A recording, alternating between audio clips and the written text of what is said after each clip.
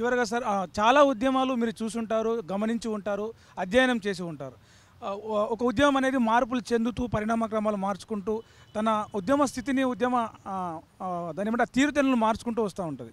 అయితే మావోయిస్టులు అడవుల్లో ఉండి పోరాడేదానికంటే ప్రజాస్వామ్య దేశంలో ప్రజాస్వామ్యబద్ధంగా బయటకు వచ్చి వాళ్ళ డిమాండ్లు ఏవైతే ఉన్నాయో, వాళ్ళ లక్ష్యాలు ఏవైతే ఉన్నాయో ఆ దిశగా పోరాట పంతాన్ని మార్చుకునే అవకాశం ఏమైనా ఉందా? అంటే భారతదేశంలో ఎవరైనా సరే ప్రాణం పోగొట్టుకోవాలని ఎవరు అనుకుంటారండి?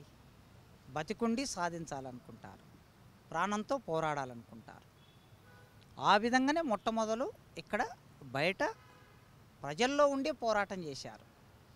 ప్రజల్లో ఉండి పోరాటం చేస్తున్న వాళ్ళని పట్టుకెళ్ళి కిడ్నాప్ చేసి తీసుకెళ్ళి చంపుతూ ఉంటే, ఇక ఇట్లా చంపుతూ ఉన్నప్పుడు మనం ఇక్కడ ఉండి పనిచేయలేమని వాళ్ళు అడవుల్లోకి వెళ్ళి ప్రజల్లో ఉండి అజ్ఞాతంగా ఉండి పనిచేస్తున్నారు. కనుక ఎవరైనా న్యాయంగా బయట పనిచేసే పరిస్థితి ఉందా ఇవాళ దేశంలో? ఏ రాజకీయ నాయకుడైనా చట్టబద్ధంగా పనిచేసే అవకాశం ఉందా? రాహుల్ గాంధీని అర్బన్ నక్సలైట్ అంటున్నారు. రాహుల్ గాంధీ ఆయన నక్సలైటా, లేకపోతే ఆయన ప్రజాస్వామిక ఈ దేశాన్ని మొత్తం రక్షించేటటువంటి మనిషి అయితే కాదు కదా. ఆయన పెట్టుబడిదారులకు అనుకూలంగా పనిచేసే వాళ్ళే. కాంగ్రెస్ పార్టీ 60 ఏళ్ళు దేశాన్ని పరిపాలించింది. వాళ్ళు దోపిడీలో భాగమైనరు, వాళ్ళు ఈ దేశం ఈ స్థాయికి రావడానికి కారణమైనరు. కనుక అట్లాంటి కాంగ్రెస్ పార్టీ నాయకుడిని అర్బన్ నక్సలైట్ అని కేసు పెడుతున్నారు. చాలామంది మేధావుల మీద కేసు పెట్టి, లాయర్ల మీద, ప్రొఫెసర్ల మీద కేసు పెట్టి జైల్లో తోసేశారు. కనుక బహిరంగంగా పనిచేసే అవకాశం ఇక్కడ లేదు. ఇవాళ మీతో నేను మాట్లాడుతున్నా. నేను ఇప్పుడు ఇట్లా మాట్లాడిన విషయాలను కూడా ఇబ్బందిగా ఫీల్ అయ్యేటటువంటి ప్రభుత్వాలు ఉన్నాయి. నవీన కూడా అర్బన్ నక్సలైట్ అని కేసు పెట్టి, రాజద్రోహం కేసు పెట్టి జైల్లో పెట్టారు. మరి నేనేమో మావోయిస్ట్ అండి జైల్లో పెట్టడానికి? నేనేమి ఈ దేశాన్ని అజ్జేయడానికి పనిచేశాను? మాట్లాడుతుంటా, ఉపన్యాసం ఇస్తా, వ్యాసాలు రాస్తుంటా, పాఠాలు చెప్తుంటా, విప్లవ రచయితల సంఘంలో పనిచేస్తుంటా. ఇదే కదా మేము చేసేది. కనుక బయట బహిరంగంగా పనిచేసే ఒక వాతావరణం లేదని చెప్పే వాళ్ళు అజ్ఞాతంలోకి వెళ్ళారు.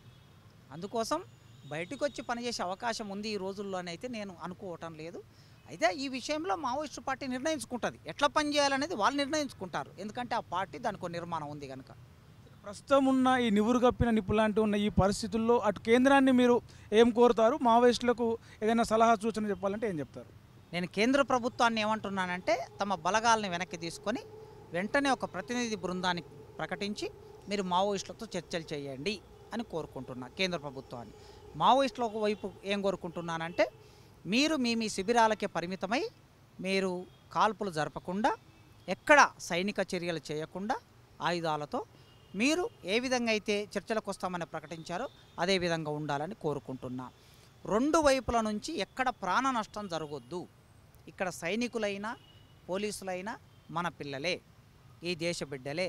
మావోయిస్టులు ఈ దేశ బిడ్డలే. ఎవరి ప్రాణం పోయినా అది విలువైందే.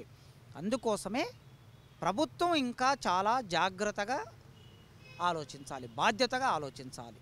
మావోయిస్టులు అంతే బాధ్యతగా ఆలోచిస్తారని నేను భావిస్తున్నా.